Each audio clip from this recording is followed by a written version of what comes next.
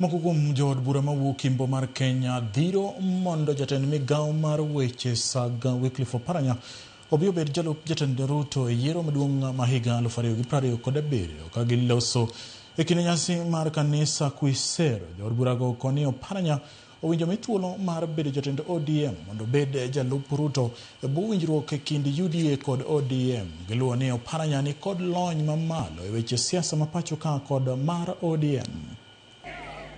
Wakati pia William Ruto ule mtu tumeona anaweza kuwa mbele kwa chama cha ODM, that 2027 tukipigia Rais Ruto kura ya urais, naye deputy president wa William Ruto ni huyu Wycliffe Ambetsa. Wycliffe Ambetsa Oparanya afanye kazi na Ruto.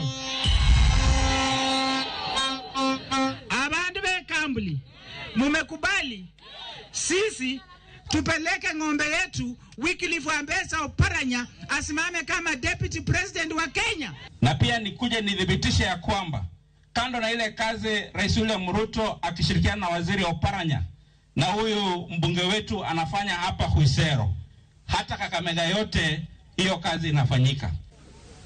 Yale mambo Rais William Ruto anafanya katika nchi hii, sijaona maendeleo ile inafanyika vile inafanyika hapa tangu tupate uhuru 1963.